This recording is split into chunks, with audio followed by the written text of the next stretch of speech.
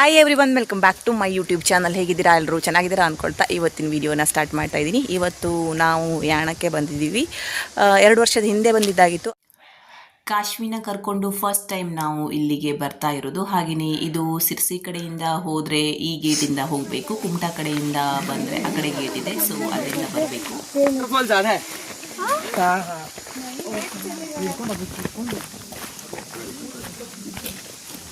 ಇವತ್ತು ಸಂಡೇ ಆಗಿರೋದ್ರಿಂದ ಸ್ವಲ್ಪ ಜನ ಜಾಸ್ತಿ ಇದ್ದಾರೆ. ಹಾಗೆಯೇ ಟೂರಿಸ್ಟ್ ವೆಹಿಕಲ್ಸು ಅದು ಕೂಡ ಜಾಸ್ತಿ ಇದೆ. ಮತ್ತು ಜಸ್ಟ್ ಮಳೆಗಾಲ ಮುಗ್ದಿರೋದ್ರಿಂದ ಇಲ್ಲೆಲ್ಲ ಸ್ವಲ್ಪ ವೆಟ್ ಥರ ಇದೆ. ಇನ್ನೊಂದೇನೆಂದರೆ, ನಾವು ಸಿರ್ಸಿ ರೂಟ್ ಕಡೆಯಿಂದ ಬಂದಾಗ ಅಷ್ಟೊಂದು ನಡೆಯೋದಿರಲ್ಲ, ಸ್ವಲ್ಪ ನಡೆದ್ರೆ ಬಂದುಬಿಡುತ್ತೆ ಯಾಣ ಕೇವ್ಸ್. ಬಟ್ ಕುಮಟಾ ರೂಟಿಂದ ಬಂದಾಗ ಸ್ವಲ್ಪ ದೂರ ಅನಿಸುತ್ತೆ, ಜಾಸ್ತಿ ಏನಿಲ್ಲ, ಸ್ವಲ್ಪ ದೂರ ಅನಿಸುತ್ತೆ.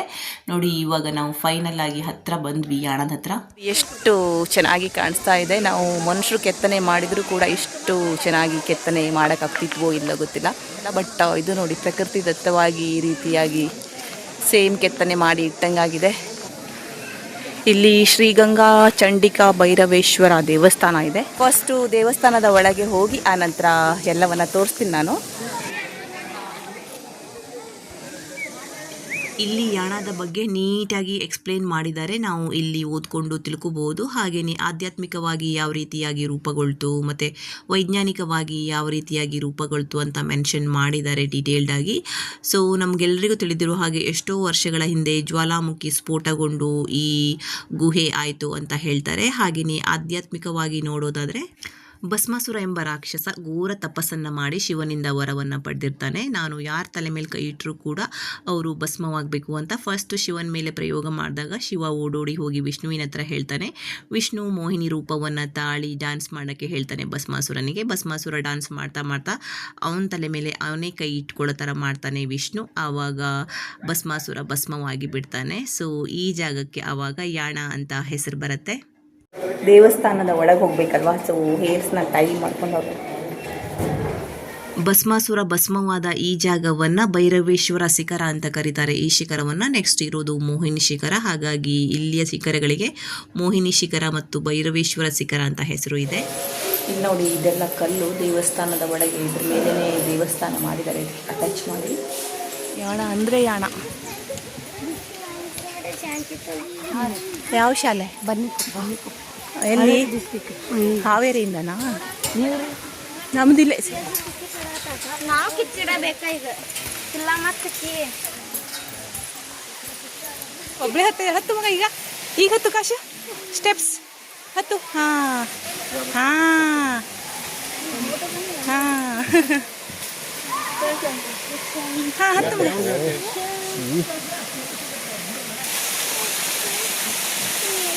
ಇಲ್ಲಿ ಇವಾಗ ನೀರೆಲ್ಲ ಹರಿತಾ ಇದೆ. ನಾವು ಆವಾಗ ಬಂದಾಗ ಸಮ್ಮರ್ ಸೀಸನ್ ಆಗಿತ್ತು, ಆ ಟೈಮಲ್ಲಿ ನೀರೆಲ್ಲ ಇರಲಿಲ್ಲ. ಬಟ್ ಇವಾಗ ವಿಂಟರ್ ಸೀಸನ್ ಅಲ್ವಾ, ಜಸ್ಟ್ ಮಳೆಗಾಲ ಮುಗಿದಿದೆ, ಹಾಗಾಗಿ ನೀರೆಲ್ಲ ಇಲ್ಲಿ ಬರ್ತಾ ಇದೆ.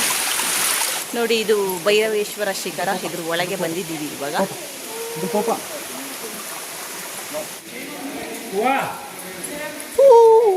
ಕಾಶ್ಮೀ ಇಲ್ಲಿ ನೋಡಿ, ಒಳ್ಳೆ ಬ್ರಹ್ಮಾಂಡ ಇರುತ್ತಲ್ವ, ಆ ರೀತಿ ನೋಡ್ದಂಗೆ ಅನಿಸುತ್ತೆ. ಇಲ್ಲಿ ನೀವು ನೋಡ್ತಿರ್ಬೋದು, ಬೋರ್ಡನ್ನು ಹಾಕಿದ್ದಾರೆ. ಇಲ್ಲಿ ಹೆಜ್ಜೆನೂ ಇರುತ್ತಂತೆ. ಹಾಗಾಗಿ ನಾವು ಫೋಟೋವನ್ನು ತೊಗೋಬೇಕಂದ್ರೆ ಫ್ಲ್ಯಾಶ್ ಲೈಟನ್ನು ಆನ್ ಮಾಡಿ ತೊಗೋಬಾರ್ದು, ಹಾಗೆಯೇ ನಾರ್ಮಲ್ ಆಗಿ ತೊಗೋಬೇಕು, ಇಲ್ಲಾಂದರೆ ಅದಕ್ಕೆ ಡಿಸ್ಟರ್ಬ್ ಆಗುತ್ತೆ. ಸೊ ಇಲ್ಲಿ ಮೆನ್ಷನ್ ಮಾಡಿದ್ದಾರೆ ಆಲ್ರೆಡಿ.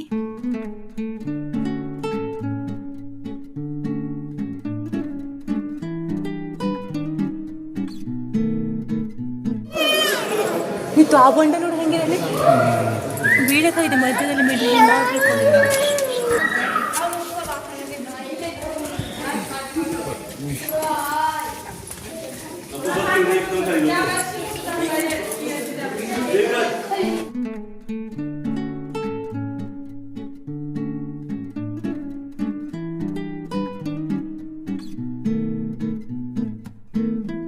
ಯಾಣ ಎಷ್ಟೊಂದು ಚೆನ್ನಾಗಿದೆ ಅಂದರೆ, ಈ ಪ್ಲೇಸ್ನ ಏನು ಎಕ್ಸ್ಪ್ಲೇನ್ ಮಾಡ್ಬೇಕಂತಲೇ ಗೊತ್ತಾಗಲ್ಲ. ತರ್ಕಕ್ಕೆ ನಿಲುಕದ್ದು ಅಂತಾರಲ್ವ, ಸೊ ಆ ಥರ.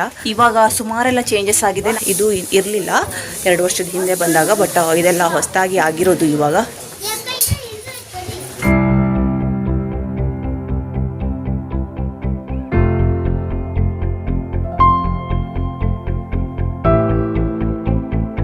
ಇವಾಗ ಬಂದವ್ರಿಗೆ ಚೆನ್ನಾಗಿರುತ್ತೆ. ಅಂದರೆ ಮುಂಚೆ ಎಲ್ಲ ಮೇಲ್ಛಾವಣಿ ಇರಲಿಲ್ಲ, ಬಿಸಿಲಲ್ಲಿ ಬಂದರೆ ಸ್ವಲ್ಪ ಕಷ್ಟ ಆಗೋದು ಇಲ್ಲಿಂದ ನಡ್ಕೊಂಡು ಹೋಗೋಕ್ಕೆ. ಬಟ್ ಇವಾಗ ಬರೋರಿಗೆ ತುಂಬ ಚೆನ್ನಾಗಿರುತ್ತೆ, ಯಾಕಂದರೆ ಮೇಲ್ಛಾವಣಿ ಆಗಿದೆ, ಸುಮಾರೆಲ್ಲ ಬದಲಾವಣೆ ಆಗಿದೆ ಇವಾಗ ಯಾಣದಲ್ಲಿ. ಇಲ್ಲಿ ನೋಡಿ ತುಂಬ ಜಾಸ್ತಿಯಾಗಿ ಇದು ಇದೆ, ಸನ್ಫ್ಲವರ್ ಹೂವು ಇದೆ.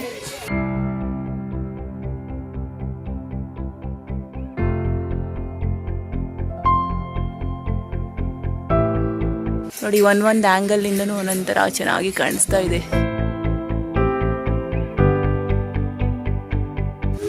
ನೋಡಿ ಎಲ್ಲಿ ನೋಡಿದ್ರು ಮಂಕಿಗಳು ರಾಶಿಲಿ, ಎಲ್ಲಿ ಹೋದ್ರೂ ಸಿಗತ್ತೆ. ಕೈಲಿ ತಿಂಡಿ ಹಿಡ್ಕೊಬಂದ್ರಂತೂ ಮುಗ್ದೇ ಹೋಯ್ತು ಕತೆ. Hi hi hi. ಇಲ್ಲಿ ನೋಡಿ ಒಂದು ಚಿಕ್ಕ ಪಿಳ್ಳೆ ಇದೆ, ಪಿಳ್ಳು ಮರಿ. ಇದೆಲ್ಲ ನೋಡಿ ತಿಂಡಿಗೆ ವೆಯ್ಟ್ ಮಾಡ್ತಾ ಕೂತಿದೆ. ಯಾರಾದ್ರೂ ಕೈಲಿ ತಿಂಡಿ ಹಿಡ್ಕೊಂಡ್ಬಿಟ್ರೆ ಎತ್ಕೊಂಡು ತಿಂದ್ಬಿಡತ್ತೆ. ಅಯ್ಯೋ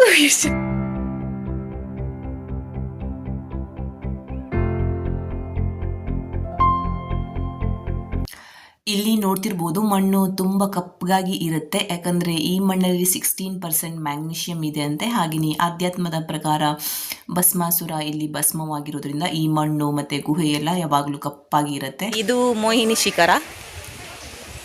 ಇದೆಲ್ಲ ಫುಲ್ಲು ಮರ ಬೆಳ್ಕೊಂಡ್ಬಿಟ್ಟಿದೆ, ಅಷ್ಟು ಕರೆಕ್ಟಾಗಿ ಕಾಣಿಸ್ತಾ ಇಲ್ಲ. ಇದು ಮೇಲಿಂದ ನಿಂತ್ಕೊಂಡು ವಿಡಿಯೋ ಮಾಡಿದರೆ ಚೆನ್ನಾಗಿರುತ್ತೆ. ಯಾಣದ ಈ ಶಿಖರ ಅಥವಾ ಗುಹೆ ಯಾಕೆ ಇಷ್ಟು ವಿಭಿನ್ನ ಮತ್ತು ವಿಶೇಷತೆ ಅಂದರೆ, ನೀವಿಲ್ಲಿ ನೋಡ್ತಿರ್ಬೋದು, ನಾನು ಜಸ್ಟ್ ವಿಡಿಯೋ ಮಾಡಿಕೊಂಡಿದ್ದೆ, ಎಷ್ಟು ನೀಟಾಗಿ ಕೆತ್ತನೆ ಮಾಡಿದವ್ರ ಥರನೇ ಆಗಿದೆ ನೋಡಿ. ಪ್ರತಿಯೊಂದು ಕೂಡ ಶೇಪ್ ಕರೆಕ್ಟು, ಎಲ್ಲದರ ಶೇಪ್ ಯಾವ ಥರ ಇದೆ ಅದೇ ಥರನೇ ಇದೆ. ಹಾಗೆಯೇ ಇದು ನೀವು ಒಬ್ಸರ್ವ್ ಮಾಡ್ತಿರ್ಬೋದು ಮೋಹಿನಿ ಶಿಖರವನ್ನು. ಸೊ ಒಂದೊಂದಾಗಿ ನೀಟಾಗಿ ಕೆತ್ತನೆ ಮಾಡಿದವ್ರ ಥರನೇ ಇದೆ ಅಲ್ವಾ. ನಾವು ಎಷ್ಟೊಂದು ಕಡೆ ಜ್ವಾಲಾಮುಖಿ ಸ್ಫೋಟ ಆಗಿದ್ದನ್ನು ನೋಡಿರ್ತೀವಿ, ಬಟ್ ಎಲ್ಲೂ ಕೂಡ ಈ ರೀತಿಯಾಗಿ ನೀಟಾಗಿ ಕೆತ್ತನೆ ಆದವ್ರ ಥರ ಇರಲ್ಲ ಅಲ್ವಾ.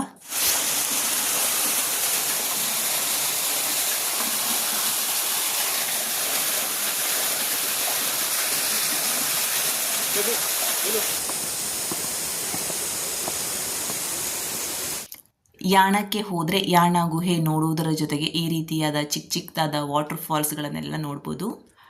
ಹಾಗೆಯೇ ಇಲ್ಲಿರುವಂಥ ಮಂಗಗಳು ಯಾವ ರೀತಿಯಾದ ಕೆಲಸವನ್ನು ಮಾಡುತ್ತೆ, ಯಾವ ರೀತಿಯಾಗಿ ಡ್ಯಾನ್ಸನ್ನು ಮಾಡುತ್ತೆ ಎಲ್ಲವನ್ನು ತೋರಿಸ್ತೀನಿ. ನೀವಿಲ್ಲಿ ನೋಡ್ತಿರ್ಬೋದು ಬ್ಯಾಗನ್ನೆಲ್ಲ ತಳ್ಳಿ ಕೆಳಗೆ ಹಾಕ್ತಾ ಇದೆ. ಹಾಗೆಯೇ ನಾನು ಕಾಶ್ವಿಗೆ ಊಟ ಮಾಡಿಸ್ತಿದ್ದೆ, ಆವಾಗ ನೋಡಿ ಯಾವ ರೀತಿ ಮಾಡಿದೆ ಅಂತ. ಸೊ ತುಂಬ ಖುಷಿಯಾಗುತ್ತೆ ನಿಮಗೆ ನೋಡಿದರೆ.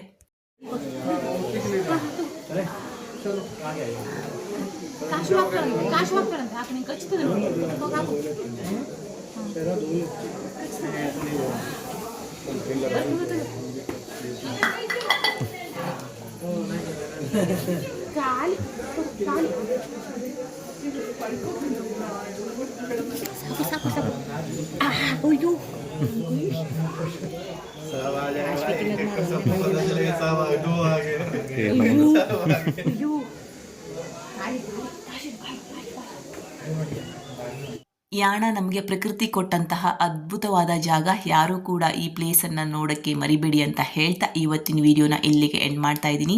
ನಿಮಗೂ ಕೂಡ ಇಷ್ಟ ಆಯಿತು ಅಂತ ಭಾವಿಸ್ತೀನಿ. ಇಷ್ಟ ಆದರೆ ಪ್ಲೀಸ್ ಲೈಕ್ ಮಾಡಿ, ಶೇರ್ ಮಾಡಿ, ಕಮೆಂಟ್ ಮಾಡಿ, ಸಬ್ಸ್ಕ್ರೈಬ್ ಮಾಡೋದನ್ನು ಮರಿಬೇಡಿ. Thank you.